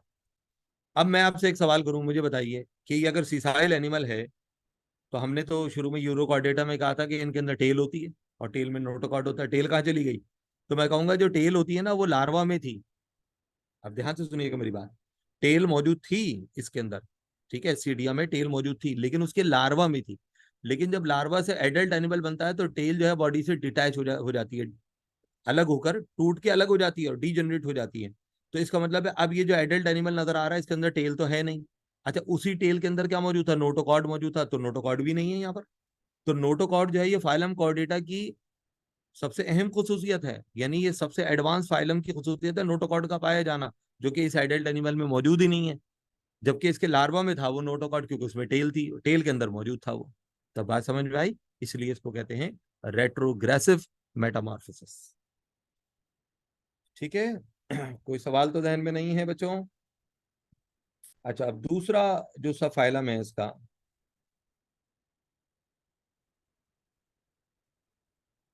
उसका नाम है सिफेलोकॉर्डेटा। सिफेलोकॉर्डेटा के अंदर जो नोटोकॉर्ड होता है ना वो सर से शुरू होता है और टेल तक फैला हुआ था, फ्रॉम हेड टू टेल।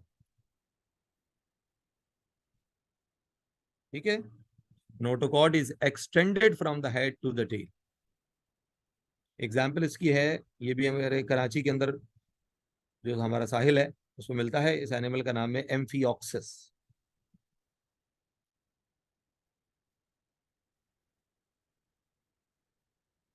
ठीक है,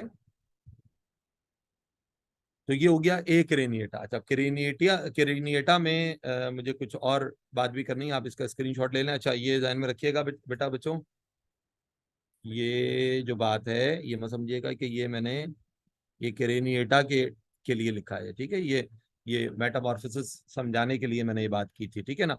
और इसी मेटामॉर्फोसिस की मैंने दो टाइप्स आपको बताई थी। एक होता है कंप्लीट मेटामॉर्फोसिस और एक होता है इनकम्प्लीट मेटामॉर्फोसिस।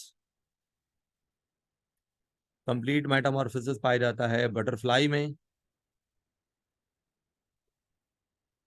और इनकम्प्लीट मेटामॉर्फोसिस पाया जाता है ग्रास हॉपर में, कॉकरोच में।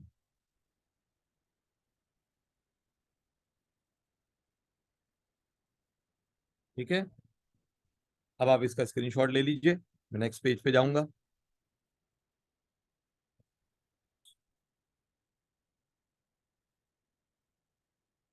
ठीक।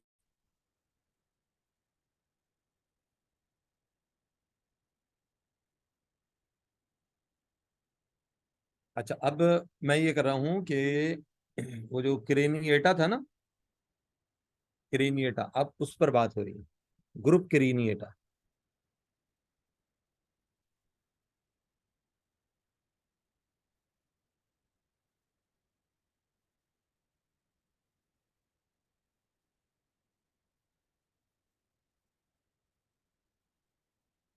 थोड़ा सा मैं इसको नीचे लिख देता हूँ।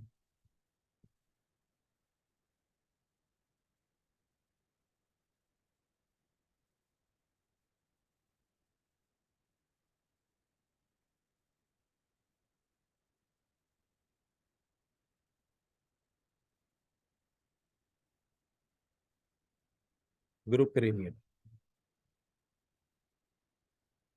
अच्छा, ध्यान में रखिएगा, इनको वर्टिब्रेटा भी कहते हैं ना।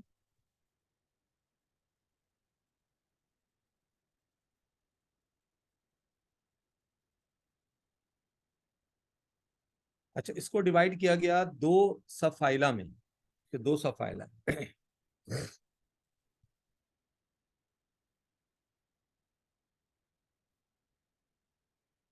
सब फाइलम ए नेथा, सब फाइलम नेथो स्टोमेटा। अच्छा बच्चों, देखिए असल में बायोलॉजी में ये जो वर्ड्स होते हैं ना, अक्सर अखात उन अल्फाज में ही आप देखिए कि मायने छुपे हुए होते हैं। मैंने क्रेनिएटा, ए क्रेनिएटा, ठीक है ना। और भी पीछे बहुत सारी बातें की मैंने, इकाइनोडर्मेटा, आर्थ्रोपोडा। देखो असल लफ्ज है यहाँ पर, दो अल्फाज है। एक लफ्ज है नेथो और एक लफ्ज है स्टोमेटा। नेथो कहते हैं माउथ को, सॉरी नेथो कहते हैं जॉस। जॉस क्या होते हैं? जबड़े। स्टोमेटा कहते हैं माउथ को। Stomata means mouth.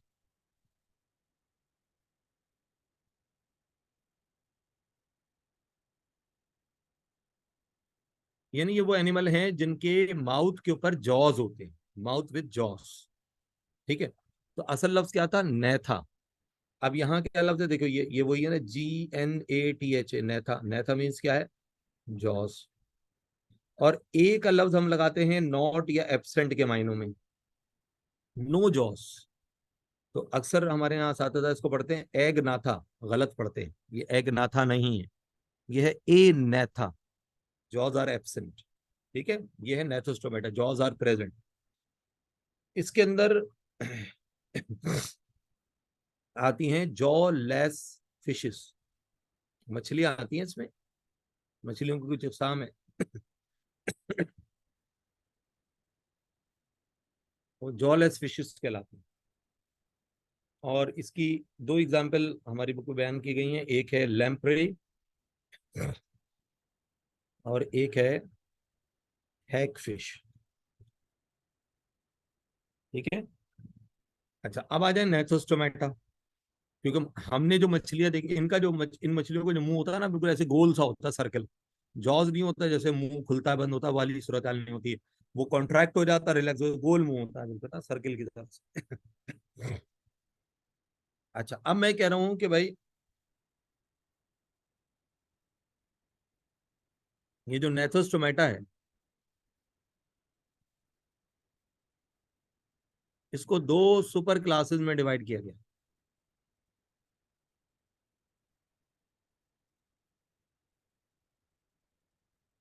एक का नाम है super class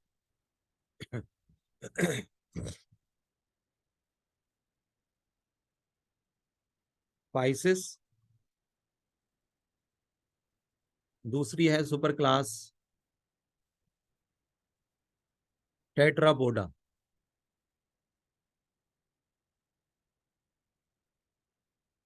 super class Pisces में जो एनिमल्स आ जाते हैं वो होते हैं, ये हैं लिम्बलेस, इनमें लिम्स नहीं होते।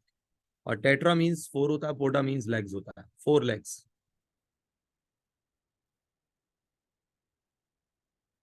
अच्छा, ये जो पाइसेस है आपको पता है कि इसमें मछलियां आती हैं, वैसे मछलियां यहाँ पर भी थी, लेकिन वो जॉल ऐसी यहाँ पर वो मछलियां होंगी जिनमें जॉज होते हैं। सुपर क्लास स्पाइसेस में दो क्लासेस को रखा गया है।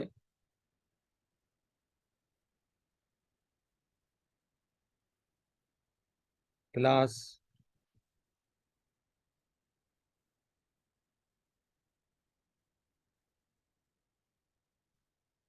कॉन्ड्रिक्थाइस, दूसरी का नाम है क्लास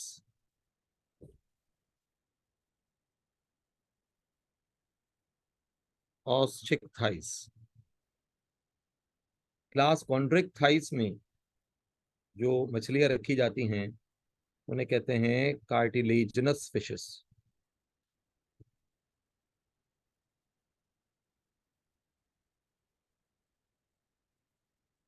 और क्लास ऑस्ट्रिक्थाइस में फिशेस जो रखी जाती हैं उन्हें कहा जाता है बोनी फिशेस। यानी दोनों में फर्क ये है, इन मछलियों का जो स्केलेटन होता है वो कार्टिलेज का बना होता है, इनका जो स्केलेटन होता है वो बोन्स का बना होता है। ठीक है। इसके अंदर जो एग्जाम्पल है फिशेस की, शार्क इसके अंदर आ जाती है, डॉग फिश इसके अंदर आ जाती है, रे फिश इसके अंदर आ जाती है जिसको टॉर्पीडो कहते हैं।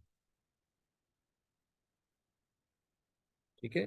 रे फिश ये इलेक्ट्रिक करंट निकालती है, बल्कि ये टॉर्पीडो का जो लफ्ज है ये हमारे यहाँ कुछ बच्चे हमारे उनके पेरेंट्स जो हैं वो नेवी से ताल्लुक रखते हैं। टॉर्पीडो कोई मेरे ख्याल से वो होता है पानी के जहाज को तबाह करने के लिए एक समझ लीजिए वेपन है, यूज किया जाता है, उसको टॉर्पीडो शायद कहा जाता है, मैंने इस तरह की कोई चीज सुनी है। अच्छा जी, वैसे तो इसको रे फिश को टॉर्पीडो कहते हैं। वो ऐसी आपने देखा होगा फ्लैट फिश होती है, बिल्कुल चपटी सी मछली होती है, चमगादड़ की शक्ल की ना। अच्छा। और ये हमारे, मैं आपको बताते चलूं कि ये जितनी भी आपके कराची शहर में, आपको पता है ना कराची शहर में जो है वो जितना गंद हम लोगों को खिलाया जाता है ना, उसकी कोई दुनिया में मिसाल नहीं मिलती। ये जो रे फिश है ये हमारे रिलीजन में ये शार्क रे फिश ये इस ग्रुप की मछली हम लोग नहीं खाते। हम लोग खाते हैं वो वाली मछली जो कांटे वाली होती है, इनमें कांटे नहीं होते, इनमें कार्टिलेज होता है। तो ये जो रे फिश होती है ना, ये जिंदा तो बिक नहीं सकती, कोई भी इसको नहीं खरीदेगा, सब पहचान जाएंगे। तो इसको क्या करते हैं, इस पे देखिए कांटे तो होते नहीं है, तो ये क्या करते हैं, इसकी दुम काटी, इसका सर काटा, और इसके जो पीसेस बना के ना, ये आपके कराची शहर में जितनी भी फिंगर फिश बिकती है ना, फिंगर फिश होटलों पे, ठीक है ना, या मार्केट में कहीं पर भी फिंगर फिश बिकती है, आप देखिएगा फिंगर फिश कभी भी जिंदा मछली पूरी आपको नजर नहीं आएगी, पीसेस बने हुए होते हैं और उसके ऊपर उन्होंने मसाला लगाया हुआ, तो बड़ा खूबसूरत सा। तो वो 90% मैं आपको बता दूं कि जो फिंगर फिश होती है, शायद 90 मैं कम बोल रहा हूँ, शायद 100%, ठीक है, रे फिश की बनती है, जो हमारे मजहब में खाना जायज ही नहीं है। और हम लोगों को ये गलत तरीके से कभी भी, मैं अक्सर शादियों में जाता हूँ तो मैं फिंगर फिश होती है तो मैं नहीं खाता। तो जाहिर सी बात है कि हमें जब नहीं पता कि कौन सी मछली, हाँ अगर कोई जान पहचान वाले होते हैं उनसे मैं पूछ लेता हूँ यार ये कौन सी मछली की आपने बनवाई है, तो बहुत से लोग इन बारीकियों को समझते हैं, तो कहते हैं नहीं यार हमने वो दूसरी मछली थी, बड़ी वाली मछली, ठीक है ना, जैसे हीरा मछली वगैरह है जो हमारे यहाँ हम लोग खाते हैं, तो मैं हमने उसकी फिंगर फिश बनाई है। तो फिर वो जब तस्दीक हो जाती है तो फिर मैं खाता हूँ, लेकिन अगर नहीं पता होता मैं कभी भी नहीं खाता। ठीक है। होटल्स के अंदर भी जहाँ पर भी आपको जो होता है, जहाँ पर बुफे सिस्टम होता है, वहाँ पर भी फिंगर फिश रखी होती है, वो सब इसी की बनती है, मैं आपको बता दूँ। तो अवॉइड किया करें, मतलब जहाँ जब पता चल जाए, नहीं पता तो जब तक खाली खाली कोई मसला नहीं है, लेकिन जब पता होता है तो इंसान एहतियात करे। अच्छा, ये वाली जो ऑस्ट्रिक्थाइस वाली बच्चों मछलियां होती है ना, ये होती है बोनी फिशेस ना। और ये वो मछलियां हैं जो जिनमें कांटे होते हैं, जो कांटे हैं वो बेसिकली इनकी बोन्स होती हैं।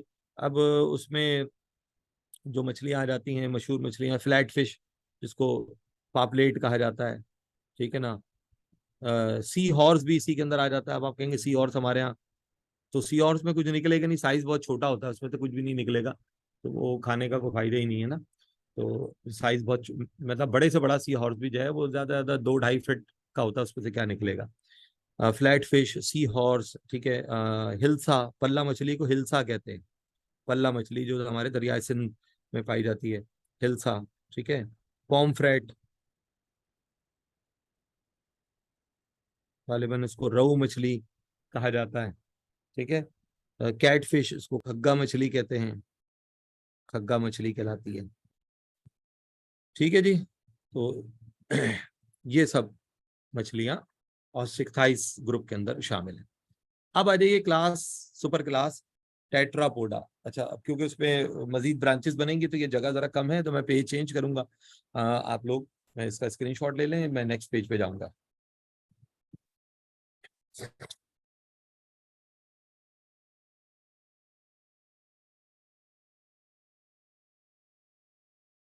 सुपर क्लास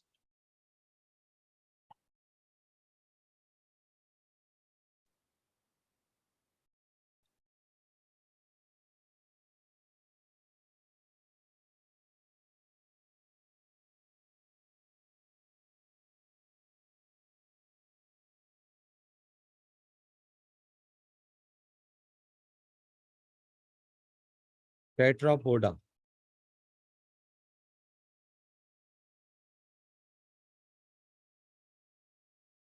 सुपर क्लास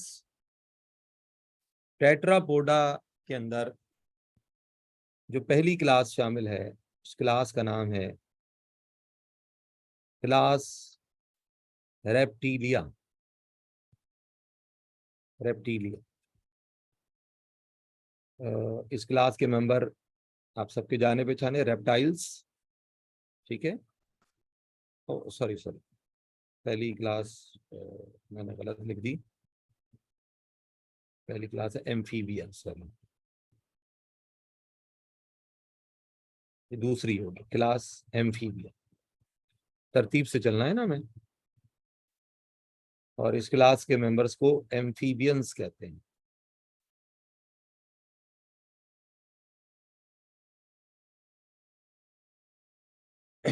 आपको पता है कि इस क्लास के जो मेंबर्स हैं वो पानी और खुश्की दोनों किस्म के एनवायरनमेंट में सरवाइव करने की सलाहियत रखते हैं। कॉमन एग्जांपल्स हैं, फ्रॉग तो आप जानते ही हैं।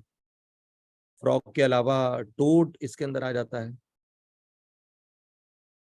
ठीक है, फ्रॉग भी एक तरह के नहीं होते, बहुत सारे टाइप्स के होते हैं। टोड फ्रॉग से मिलता जुलता होता है, लेकिन उसकी जो बॉडी की जो डॉर्सल साइड होती है उस पर दाने दाने से नजर आएंगे आपको, रफ सरफेस होती है उसकी बॉडी की। और सैलमेंडर्स इसके अंदर आ जाते हैं।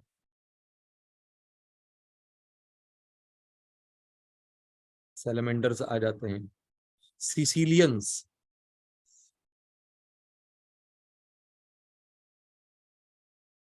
सिसिलियंस ये एनिमल है जो इसके अंदर शामिल है ये। ठीक है। दूसरी क्लास का नाम है क्लास रेप्टीलिया। इसमें जो शामिल एनिमल्स हैं उनको रेप्टाइल्स कहा जाता है। क्रॉलिंग एनिमल्स जिनको हम कहते हैं, रेंगने वाले जानवर।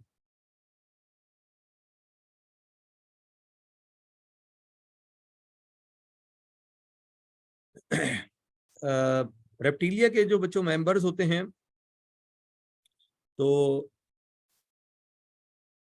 इसमें स्नेक्स आ जाते हैं। अच्छा, स्नेक्स के बारे में जहन बात याद याद रखिएगा एक बात, कि ये लिम्बलेस होते हैं ना। अब ये देखिए, तो ये एक बड़ा कॉन्फ्लिक्ट आ गया। टेट्रापोडा का मतलब है एनिमल विथ 4 लिम्स, तो इनमें तो लिम्स होते ही नहीं है ना। तो ये आपको एक थोड़ा सा कॉन्फ्लिक्ट नजर आ रहा है। तो लेकिन अगर आप लिमार्क्स थ्योरी पढ़ते हैं तो उसके अंदर खास तौर पर डिसयूज ऑफ ऑर्गेन के हवाले से यही बात आपको पढ़ाई जाती है, बताई जाती है कि जो एंसेस्टर्स थे रेप्टाइल्स, स्नेक्स के, उनके अंदर लिम्स होते थे। और आज भी उसका एविडेंस एक मौजूद है कि स्नेक की बॉडी में पेल्विक गर्डल आज भी मौजूद होता है। तो ये इंडिकेट करता है कि किसी जमाने में इसके अंदर लिम्स हुआ करते थे स्नेक्स। ठीक है, इसके अलावा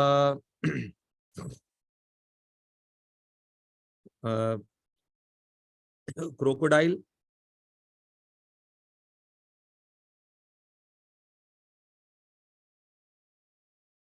टर्टल,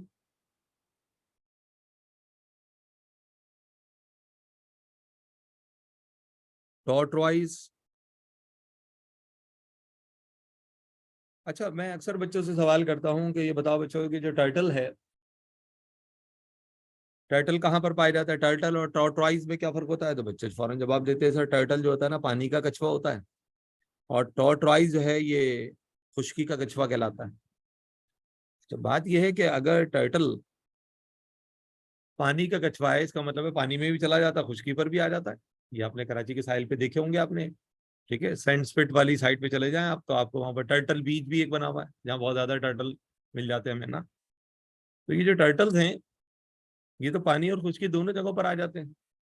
तो इस इनका शुमार जो है क्लास एम्फीबियम में क्यों नहीं हो सकता? ये मतलब बहुत अहम सवाल है ये।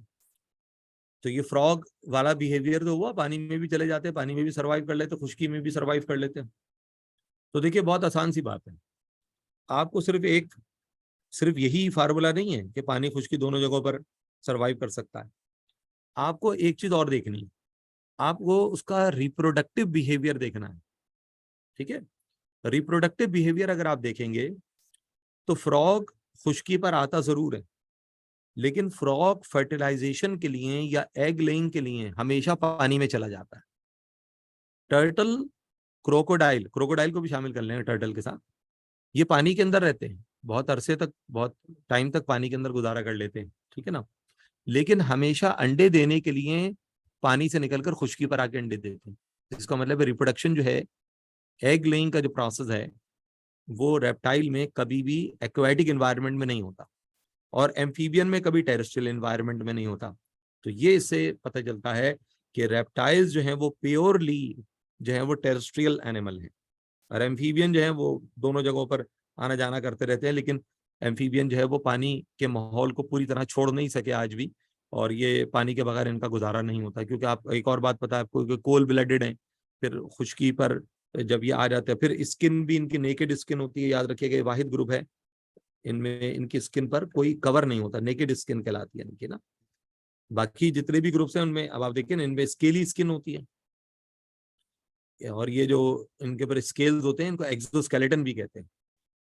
तो एक तो ये स्केल जो है वो इनको सर्दी गर्मी से बचाते हैं, क्योंकि कोल ब्लडेड तो रेप्टाइल भी हैं और एम्फीबियन भी हैं, लेकिन स्केल किसी हद तक इनको सर्दी गर्मी से बचा लेते हैं। लेकिन एम्फीबियन में तो ये कवर है ही नहीं ना, तो इसलिए जरा सी गर्मी सर्दी महसूस करेंगे पानी में चले जाते हैं। बल्कि आपने देखा है कि फ्रॉग तो 3-3 महीने तक पानी से निकलता ही नहीं है, हाइबरनेशन का जो पीरियड होता है सर्दी के मौसम में। अच्छा भाई, नेक्स्ट जो ग्रुप है, तीसरी क्लास का नाम है क्लास एव्स। क्लास एव्स के जो मेंबर्स हैं इनको बर्ड्स कहा जाता है। अच्छा, अब ये जो क्लास एव्स है इसकी दो सब क्लासेस है, सब क्लास रेटिटी और सब क्लास कैरिनेटी। ये कहलाते हैं फ्लाइटलेस बर्ड, ये उड़ नहीं सकते, और ये फ्लाइंग बर्ड्स कहलाते हैं। फ्लाइटलेस बर्ड्स की बात करते हैं तो इसमें जो मशहूर एग्जांपल है ऑस्ट्रिच, कीवी और पेंगुइन।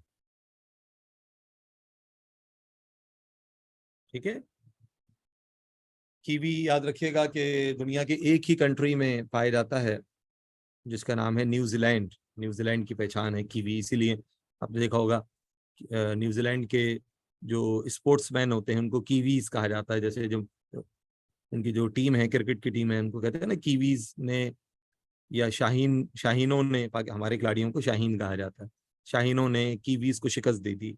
ऐसे ऑस्ट्रेलिया की पहचान है कैंगरू, तो इसीलिए वहां के जो खिलाड़ी हैं उनको जो है कैंगरूज कहा जाता है। और बाकी जोड़ने वाले परिंदे हैं उसकी तो एक लंबी लिस्ट है वो आपको पता है, वो सब इसके अंदर आ जाते हैं कैरिनेटी के अंदर, जैसे कि पिजन है, ठीक है, क्रो है, ईगल। ठीक है, अच्छा भाई, आखिरी जो क्लास है उसका नाम है क्लास मैमेलिया। मैमेलिया का मतलब होता है animals having the mammary glands. इनमें मेमरी ग्लैंड्स होते हैं, they have mammary glands to feed their young ones. ठीक है, अपने बच्चों को फीड करने के लिए इनके अंदर मेमरी ग्लैंड्स पाए जाते हैं। Mammary gland milk secreting glands को कहा जाता है। अच्छा, अब ये जो मैमल्स हैं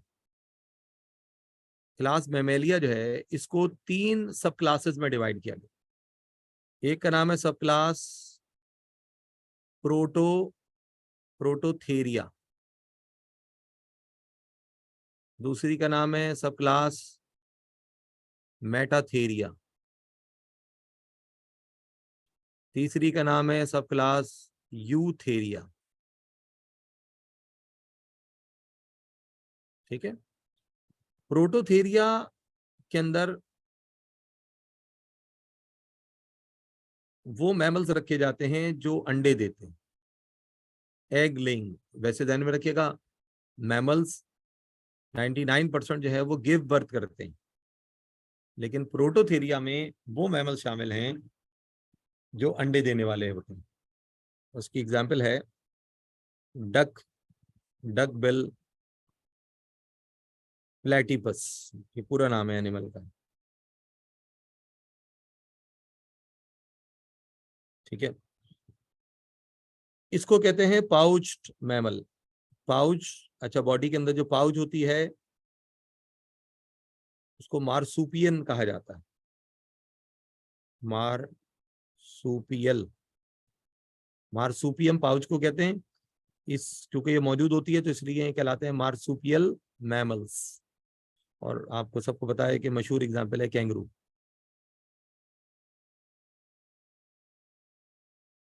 ठीक है।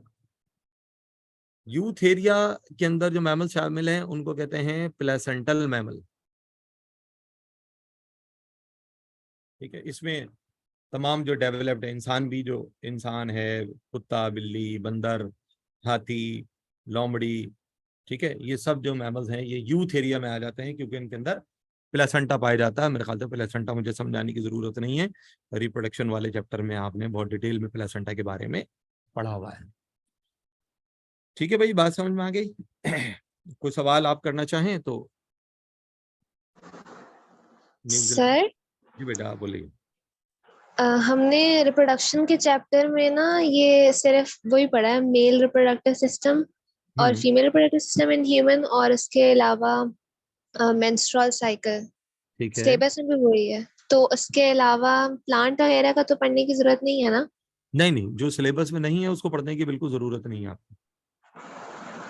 सही। उसमें सर लेकिन ह्यूमन ये नहीं लिखा था कि male reproductive and female reproductive system in human, तो दूसरा तो कुछ नहीं आएगा उसमें?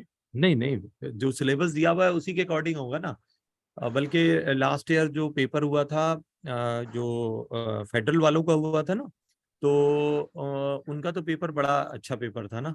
लेकिन हमारे पेपर में बहुत सारी जो है ना वायलेशन थी, जो यानी जो सिलेबस था उससे हटके भी कुछ सवालात थे। लेकिन ये हमारे हमारे ये जो सिंध में जो हुआ था ना टेस्ट, उसके अंदर ये मसला हुआ था। जैसे एक टॉपिक था जिस पर 2-3 एमसीक्यूज दे दिए थे। इन्फ्लोरेसेंस एक टॉपिक है, ये रिप्रोडक्शन वाले चैप्टर में इन्फ्लोरेसेंस एक टॉपिक है। उससे रिलेटेड 1-2 एमसीक्यूज आ गए थे। जो और भी कई जगहों पर कुछ ऐसे सवाल थे जो सिलेबस का हिस्सा नहीं थे लेकिन वहां से आ गए थे। लेकिन आपका पेपर तो बहुत अच्छा आया था। ठीक है। सही सही। ठीक है बेटा, अच्छा। और भाई किसी के जहन में कोई सवाल हो? अच्छा, तो प्लेसेंटा के बारे में हाँ, स्क्रीनशॉट। अच्छा ठीक है, मैं, अच्छा भाई ये पेज नंबर 6 है, मैं उसको पीछे लेके जा रहा हूँ। पेज नंबर 5 पर आ गए हम। स्क्रीनशॉट ले लीजिए इसका भी।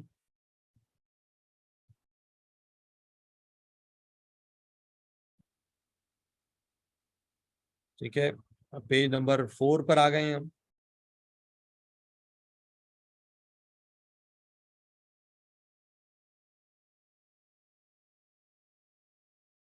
Page number 3,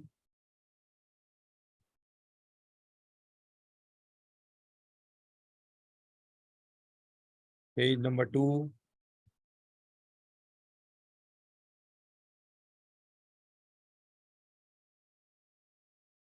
page number 1।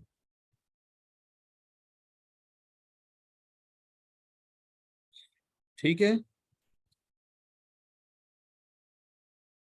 भाई किसी के ध्यान में और बच्चों कोई सवाल है तो आप पूछ लीजिए। अच्छा, पुष्पा पूछ रही हैं कि सर इस बार डोमिसाइल डिपेंड नहीं कर रहा टेस्ट पे, तो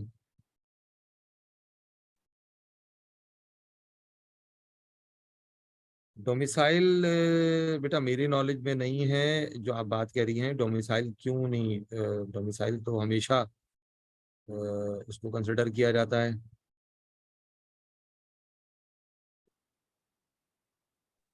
सर वो शायद कोई फेक न्यूज़ थी वो। अच्छा फेक थी, चलो अच्छी बात है, ठीक है। और कोई सवाल हो बच्चों किसी के ध्यान में? ठीक है, मैं क्लास एंड कर रहा हूँ, ठीक है, क्योंकि जुम्मे का दिन है। और मेरे ख्याल से सुबह का सेशन ज़्यादा मेरे ख्याल से अच्छा हो गया, ठीक है ना, 2 घंटे हमें मिल गए। और क्योंकि सुबह का टाइम होता है आप लोग भी जहन बिल्कुल रिफ्रेश होता है ना, और ये आगे पूरा दिन भी आपको मिल जाएगा पढ़ाई वढ़ाई के लिए, ठीक है। और मैं उम्मीद करूंगा इंशाल्लाह तमाम बच्चे जो हैं वो सैटरडे संडे की फिजिकल क्लास में आएंगे, ठीक है।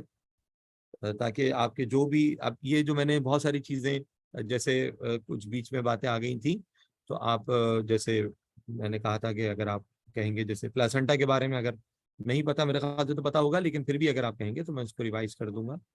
और इसी तरह से वो जो एक बीच में आया था सवाल कि वो जो हनी बी जो एग प्रोड्यूस करती है, ये टॉपिक आपके रिप्रोडक्टिव सिस्टम वाले चैप्टर में खासतौर पर फेडरल बोर्ड के अंदर ये डिस्क्राइब किया हुआ है कि अंडों से किस तरह से ये 3 वैरायटीज बनती हैं जानवरों की, एनिमल्स की, ठीक है। तो मैं समझा दूंगा इंशाल्लाह, अगर आप कहेंगे तो जरूर। वैसे तो अगर समझ में आया हुआ तो कोई इशू नहीं है, फिर आगे बात करेंगे।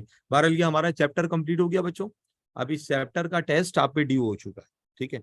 अच्छा एक काम और करेंगे, जो फेडरल बोर्ड वाले बच्चे हैं, क्योंकि हमारे पास तकरीबन 50% जो स्ट्रेंथ है, शायद इससे भी ज्यादा फेडरल बोर्ड के बच्चे ज्यादा हैं, तो अपनी बेटा बायोलॉजी की जो बुक है ना वो आप जरूर ले आएगा। अच्छा मेरे पास भी है आपकी किताब ना, लेकिन मेरी जो किताब है असल में कॉलेज में रखी हुई है, आपको पता है कॉलेज तो बंद है, तो इस वजह से जो है थोड़ा सा मेरे लिए प्रॉब्लम हो रहा है कि मुझे कॉलेज स्पेशली जाना पड़ेगा। तो आप सब अपनी बुक अपने साथ ले आइएगा, और उसमें अगर कोई चीज़ ऐसी है कि जो मैं नहीं समझा सका ना इस चैप्टर के हवाले से, क्योंकि चैप्टर बहुत बड़ा है, बल्कि आपकी बुक में तो बहुत मुख्तसर लिखा हुआ है ना, तो मैंने तो बहुत डिटेल में पढ़ा दी है बहुत सारी चीज़ें, लेकिन फिर भी कोई बात ऐसी जो आपकी बुक में कोई ऐसा जुमला, कोई ऐसी कोई इस्तेलाह लिखी हुई है जो आपकी समझ में नहीं आ रही है, तो बुक जरूर ले आइएगा फर्स्ट ईयर बायोलॉजी की।